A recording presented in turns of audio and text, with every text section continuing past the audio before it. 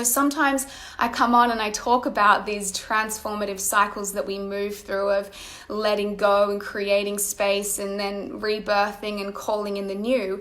And I'm like, I've been talking about this a lot for a long time. And I'm often thinking, am I just repeating the same thing and talking about the same thing?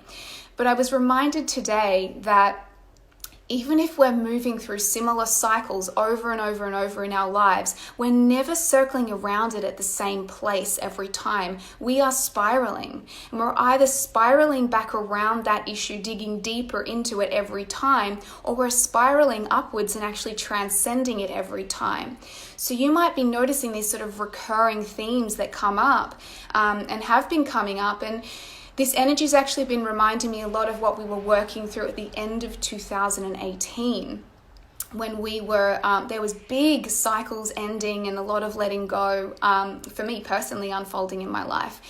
And I'm feeling something very similar now. And that brings up this analogy of the good old transformation metaphor of caterpillar to butterfly, right? Where the caterpillar has to let go of and release one aspect of itself, its identity, who it's known itself to be, to then come into the metaphorical, into the cocoon, dissolve itself, come into this sacred pause, this sacred nothingness, the emptiness, the in-between, in preparation to be birthed and born into a higher, brighter, more aligned, more authentic version of itself. And so I'm actually feeling that a lot at the moment. And I've been hearing deep themes of inner transformation moving through the lives of people that I'm talking to, whether it's my friends or, women in my coaching groups. And so this process of inner transformation is a big one. But every time we're moving through it, it does always involve a shedding and a letting go of some elements of ourself, right? In order to make room and make space and step into new, more empowered, more aligned aspects of ourselves. So we're transforming from one version of ourselves to another. And sometimes that transformation happens in our external life too. We transition out of a job that we have been working in for years into starting our own business. We transition from being in a relationship to being single. We transition from living in a certain place to being somewhere else. We're so often moving through these cycles. But we have got big endings unfolding in our life and big letting go around aspects of ourselves that we have outgrown and that we know can't take us to where we want to go, right? But the thing that's challenging about the energy we're navigating right now is it's pretty deep stuff that's coming up. So in all the space that has been created, it's not just, noticing, that procrastination habit that I have, or that bad eating habit, or that negative self-talk. It's not these sort of surface things that we can see we need to release. A lot of it is deep core stuff. So what I'm finding at the moment is relationships, whatever relationship you're in, whether it's with a romantic partner, a sibling, a parent, a colleague, it doesn't matter what the relationship is, there's big triggering happening. People are serving as mirrors. People are triggering and bringing up to the surface what needs to be healed and resolved within us. And again, this is something that always happens, but there's an intensity to it at the moment that I'm finding personally. It's like every day there's another thing to witness within myself. And one of the key things I want to share here is that if you are getting triggered around anything and stuff is coming up, and when I mean triggered is, there's a big emotional reaction happening, sometimes anger, sadness, a whole heap hurt, whatever it is, fear of abandonment, a whole heap of, different things that get triggered and that come up. You can witness the surface level of it, but I would encourage you to dig a lot deeper. And so the way that we resolve these things is we have the courage to face them. We take 100% responsibility for what's coming up for us, and we do our best to avoid projection and blame. And then we come in and we face and feel. And sometimes people are like, how do I let go of some of this stuff? And I need you to trust you are letting go of it. As it's getting activated and it's rising and you're feeling it, you are letting go of it. But what's beautiful is in the process, you can have lessons and learnings and insights coming through as you're releasing that emotion and you're releasing those aspects of yourself. And if you can dig down a little bit deeper, and this is what I've been doing, a lot of what's coming up right now is stuff that was programmed in childhood. It's core like patternings, woundings, belief systems that we've had for a very, very long time, that particularly if you're a woman, I'm noticing a lot of this is playing out in relationship to the masculine. So I'm really having to go back and look at my relationship to my masculine role models growing up, including my father, and then how that's playing out in my relationship at the moment. And we're kind of having to do some childhood work at the moment, which can feel heavy and intense, which is exactly why I'm on here talking about it, right? But we have to trust whatever is rising is meant to be rising as part of our process of rebirthing into this next beautiful heart-driven iteration of ourselves. And particularly again for women, I'm just going to speak to what's going on for us a little bit. There's big healing around our feminine and our heart energy at the moment, and witnessing any place that we as a woman have not been living fully in our power, have not been feeling fully safe to be in our feminine, particularly in relationship to the masculine. In any place where we have not been letting the fullness of our feminine radiance shine through us. So if you've been doing feminine work and working on your relationship with yourself, you might be someone that can sort of feel like you've cultivated and been embodying that energy within you. But when it comes to sharing it, letting it shine through you, sometimes without realizing we're still wearing a masculine mask. A mask of self-protection, a mask of some elements of closure, of hardness, right? And we sort of have this armor around us that doesn't allow people to fully feel all of the juicy, beautiful, loving heart energy that we're embodying and creating within us. So there's a big rising alongside everything that's happening of the feminine and of a deeper embodiment of beautiful parts of our feminine self, like our softness and our vulnerability and our heart energy and our power too. So deep self-honoring, right? Deeply honoring your truth, your boundaries, and standing up for yourself in different situations. So looking at any place where maybe you're giving your power away, right? Not fully being in your power, but allowing others to have power over you, or wanting to people please, or not wanting to rock the boat out of fear of upsetting someone, or not wanting to speak up out of fear of having a difficult conversation, or not wanting to be your true self out of fear of losing love. Okay, so some of this stuff is really core patterning that for those of us who know we are preparing, because we're in a big energetic period of preparation as well. For those of us who know we're preparing for something big, we have to clear all of this out, because we have to be anchored in our hearts, connected to our beautiful radiant feminine if we are a woman, and 100% anchored in our power, and guided by our intuition as well. And so it's just, imagine it like you're just clearing the clutter that's been in the way for too long, that's been preventing your full aligned connection with that. Okay, so that's why this is, when I've been hearing just a lot of people like, I'm just feeling a lot of stuff's coming up for me. There's a lot of emotion. There's a lot that I'm trying to work through. And it's so important we just trust our body's process with this. Our body knows what it's doing. And if something's coming up, we just need to allow it to move through us and be released. And I spoke about this yesterday, and I'm going to touch on it again, is something I've been noticing is there's so much healing in expression at the moment, in letting whatever your thoughts, feelings, emotions, processes come out and be shared, asking for help, asking for people to hold space for you, expressing what you want and need, putting words to your inner experience. And I was sharing about this because my tendency had been, when I'm going through big inner processes of transformation, to want to isolate and keep to myself. And that's my old patterning. So my old patterning is to be independent and self-sufficient and isolate when I'm feeling big emotions. That was installed in me when I was a kid, right? But I'm looking at it now, I can witness it, and I can say, does this serve me right now? Is this supporting me to be the woman that I truly want to be in my life? And what I've noticed is when I practice the opposite and I put words and I allow myself to express what's rising for me, the healing and the freedom. And I actually think, I was thinking about this before, I think the reason my live didn't publish yesterday was because I was meant to go live again. Because every time I come on here and I use my voice and I let energy move through me, I allow myself to show up in my vulnerability and my realness.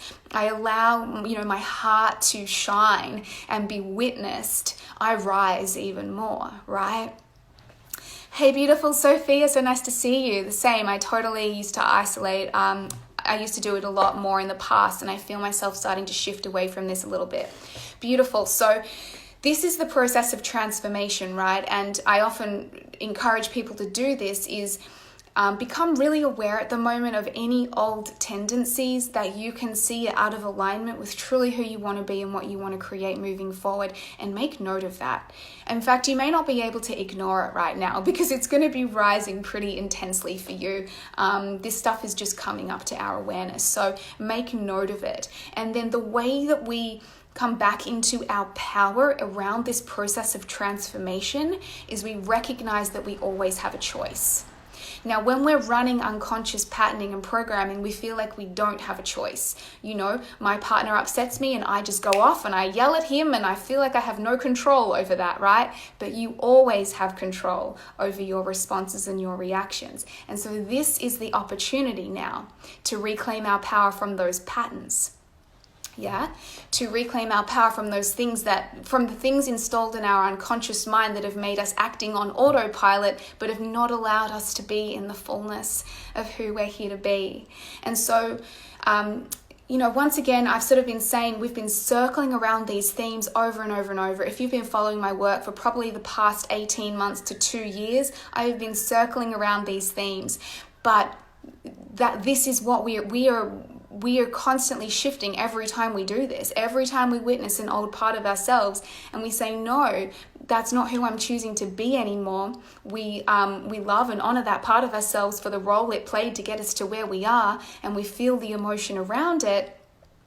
But then we have our conscious choice in this moment when we take full responsibility for our emotional state, for our mindset, for how we talk to ourselves, for how we respond, right?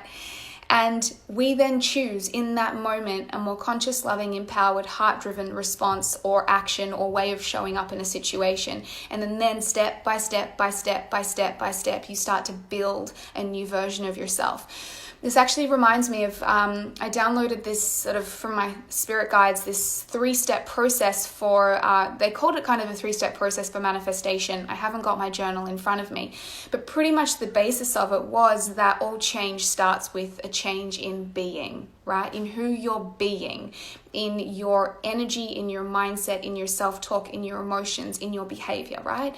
In who you're being. You shift at that level first, and that's where the change begins. From that shift of being, you're inspired into new actions. You take new steps. That state of being expresses itself in new paths of action forward, in new plans, in new directions, new decisions, new ways of showing up. And as you take those shifts from just beingness into action, you're embedding them and sort of almost like planting seeds in your reality of that new energy of you, right? And then the more you practice those new patterns of behavior, the more solid and real they become. Might take some time for them to feel really familiar. So the shift happens at state of being, as I said. You might have a realization or a feeling of like, I want to show up differently. And you start to feel that shift and change within you, right? You feel it in your energy. Then that guides new actions and new steps. Now, when you get to the point where you are different on a being energetic level, like in who you're being, then you're taking different steps. You're showing up differently. You're having different conversations, making different decisions. Just like I am now, right? Like a past version of me might have sat around and sulked that my life didn't work yesterday. Oh, well, too bad. Guess it's not, it's not meant to be. New version of me says, I don't care that my life didn't work yesterday. Just show up and do it again. Now that creates a very different reality for me, doesn't it? Than when I'm being a victim and I'm sooking, which is one of my childhood patterns, I will completely admit, versus when I just get back in my power and I'm like, okay, let's do it again, right? Now, when you have a change on that level, then life starts to change to reflect the new person that you've become. Then new opportunities, new possibilities, new manifestations arise. Life externally is always a reflection of you internally and who you're being, right? So that's why at the moment, this inner transformation, however this is playing out for you, and if you can relate or resonate to anything I'm sharing, I'd love to hear how this is playing out for you at the moment and what is shifting within you. It is all part of the preparation, and that's what these next few months are. I've been given a lot of words around preparation, realignment, inner restructuring, inner recalibration in preparation for what we're calling in. And I've said this before in my lives, and I'm going to say it again. Sometimes you ask for something, you desire something, but before you can receive it, you have to become the person that's in alignment with it. And so if you have any delay in your external manifestations, which is happening now, I'm actually noticing I feel like I'm waiting, where's my stuff? Why isn't it coming? You got to trust you're currently energetically recalibrating to come into alignment with it so that you can actually receive it when it comes. And not only receive it, but you can hold it, okay? So that's a big part of the transformation stuff. We had a Scorpio full moon recently that I've heard a lot of people be like, whoa, this was so big for me, because Scorpio is a transformative energy. It is shadow stuff. It wants to bring the deep, dark, hidden stuff up to the surface to be seen. It's not afraid of any of that. And it's also part of the death energy, endings and releasing old parts of ourselves. So we might have had some really big heavy stuff come up around that Scorpio full moon, but again, it's perfect. It might be uncomfortable, but it's just about holding space for yourself through that. Beautiful, Sophia. Totally resonate, especially with the change in New Zealand at the moment. A lot of adjusting to get used to the new way of living. Yeah, that's going to be interesting. Because without us, we may not realize it, but a lot of us are different on the inside now. And I don't think we're going to see how different we are until we step back into the world, and we might notice a lot has changed within us without us even realizing, okay? Because life is sort of like a mirror, and it helps us see ourselves. And I think we're going to start to see ourselves a little bit differently now when we step out. And maybe we'll come back to old situations and be like, I don't want to be here anymore. Before self-isolation, I was into this thing or this person or this job, whatever it is. And now I'm so out of alignment with it, because we have been transforming behind the scenes. Maggie, yes, full moon was really big emotion and surprisingly illuminating. They're amazing for that in terms of what they do. So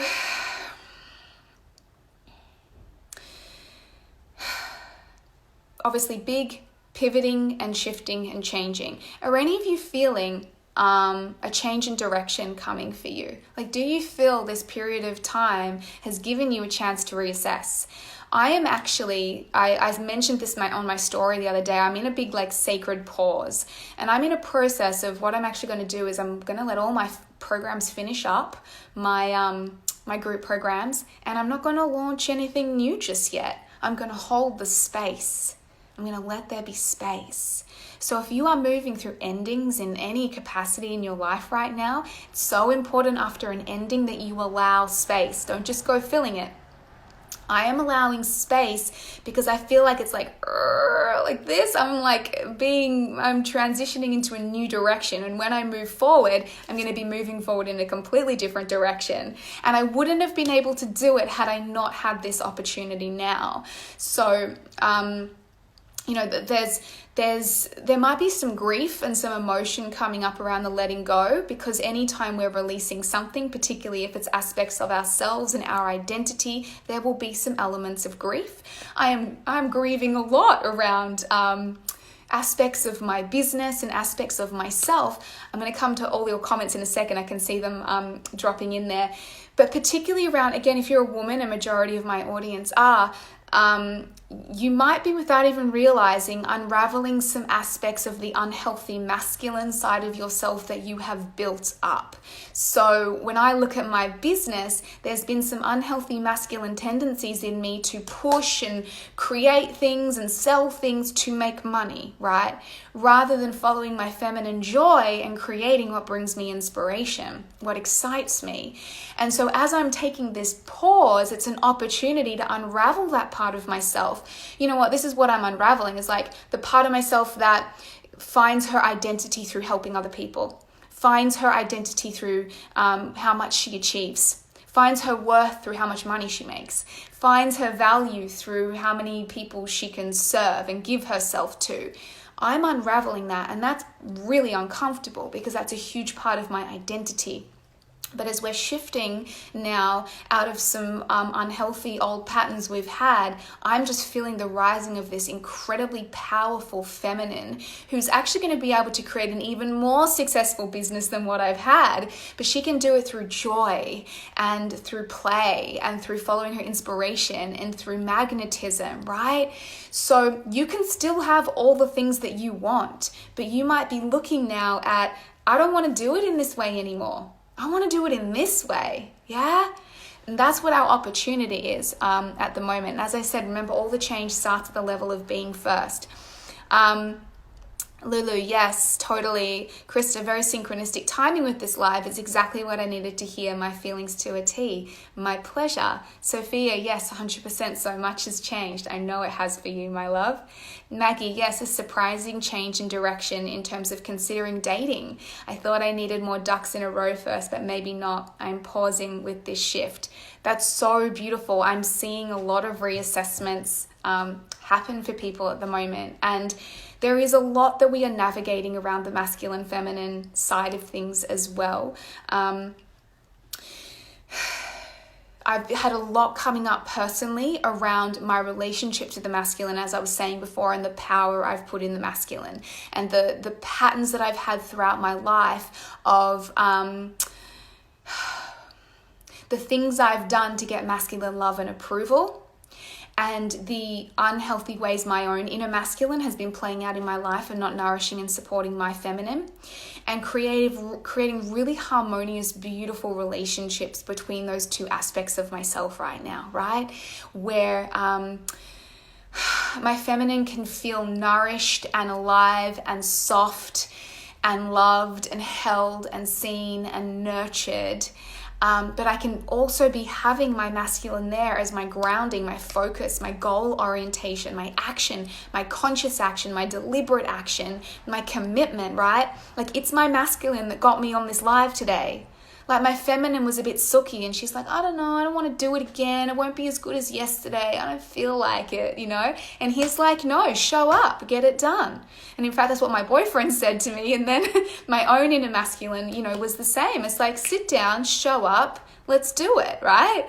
So, you know, we have an opportunity to look at if you're wanting to call in a relationship, if you're interested in coming into a relationship with a masculine, if you're a feminine interested in that, looking at your relationship to your own inner feminine and masculine is so important right now. And healing any past wounds. So I'm doing a lot of work around my relationship with my father right now, because it was that relationship which pushed me into overachievement and focusing all on my action and getting results in order to get love, which kept me always wanting masculine approval to know whether or not I was good enough.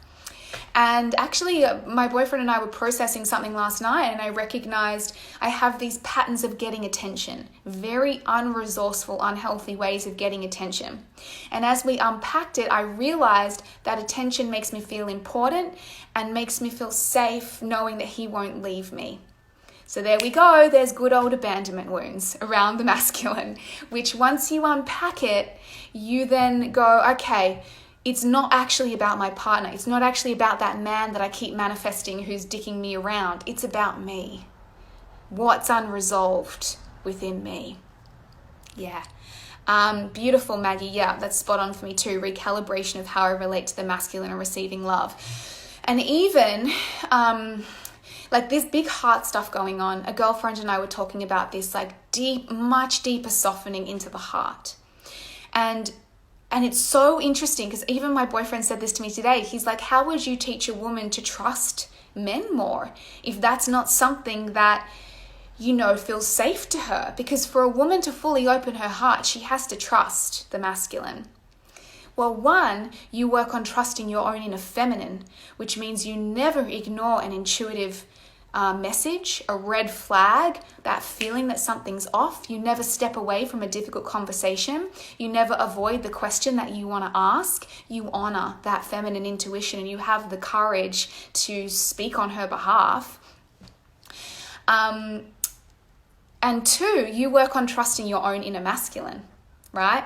You trust on your own inner You work on trusting your own inner masculine to lead you. You trust his guidance on what actions to take, on when to show up, on what you need to get done. You practice commitment. You practice devotion to what is important to you. You create healthy rituals and routines and structures in your life. You create a harmonious relationship between your inner feminine and masculine, and you'll find it much easier to call in a healthy masculine that you can trust. That's been my experience. Chelsea, I'm too shifting in allowing my feminine to be in harmony with my masculine. I'm a social worker and a healer, and I feel like I was using my masculine to guard and protect myself instead of trusting and finding the strength in the vulnerability of my feminine. Yeah, I was saying this before, that we can often feel like we're in our feminine, but without realizing we still have a masculine mask on. We still have our inner masculine there trying to protect us from the other, the external masculine, through being a bit tough and a bit strong and a bit independent and self-sufficient and not really revealing the truth of our heart. Yeah? So a lot of us are unraveling that in preparation for the relationships that we are wanting to call in. What else is coming up for you, loves? Is there anything fun you feel to share, feel to ask, feel to that you want to dive into while I'm here? I feel like I'm just looking at my big list of things that I'd written down right at the start. I showed it. I just had all of these notes of things that needed to be shared. I'm fairly certain I've covered most of it. Nothing's really... But all I do want to say, what I was mentioning before, is you may feel like you're in the cocoon phase at the moment. So I was talking right at the start about the analogy of the caterpillar to butterfly, and then that messy transition cocoon phase in the middle where everything's turning to mush and you're dissolving and you don't know what's going on and you don't know where life is taking you and what's happening, right? And we so need to be trusting the process and trusting that we are in what my guidance has called a grand reset. A grand reset. Do you have any books you can recommend on sacred feminine? People have been asking me this actually, and I've sort of been needing to get some of my own books in order to be able to recommend stuff, because I tend to consume a lot of content by video rather than books. And I tend to, and I don't know why it is, I tend to really like books written by men on this topic, which is quite surprising. I have been wanting to get the Sophia Code, which is a book that I've seen quite a few people sharing about recently. I can't actually recommend one that I've particularly read. I did Women Who Run with Wolves. I did read that and I loved that. And also Wild Feminine. I can't remember who wrote that book. But in terms of people that I love to follow, I actually follow John Wineland. And although he is a masculine teacher, he teaches feminine masculine work in some of the best ways I've ever experienced it. And I'm on his monthly membership and I watch his live trainings, and they have been phenomenal for helping me come deeper into my feminine embodiment. Trying to control everything has come up around the full moon. Yes, control and power were massive themes, and we have to understand control isn't true power. So sometimes we think we get our sense of power by regaining control. We actually don't. You find power by releasing control, because you don't need to control, because you're in such deep trust. Yeah, you believe so wholeheartedly in your worthiness, in your ability to create your life experience, in your ability to handle anything. That's power. It's not anything about grasping and trying to move stuff around, right? It's within yourself, and really coming back to these things that make us feel like the source of everything we're wanting to feel. We are the source of that. That's our sovereignty and our wholeness. What are some ways you remind yourself to trust the process and believe it? Really having a deep connection to my intuition, and having a ritual and a practice every day where I can connect with my intuition. So my morning practice has been everything for me, where it's my daily communion with the divine. It's my daily place to receive guidance that goes beyond my logical mind, and to be able to tap in collectively to what's happening. And I've built that over time just through this daily, commitment to be in meditation and stillness, to listen and feel and receive and journal, and just trust whatever comes through. But just believe that you are being guided and talk to that guidance, whether it's a spirit guide, the universe, your intuition. Talk to it as though it's there and it's a guide for you.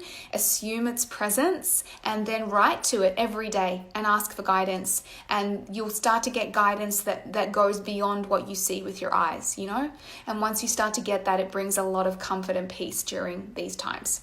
Thank you, Chelsea, saying I am magical. Thank you, my love. Daily Bloom Wellness found a shift in believing, controlling within. You mean being in control within rather than externally? Because that's, control is such an interesting word, but power is a nicer one.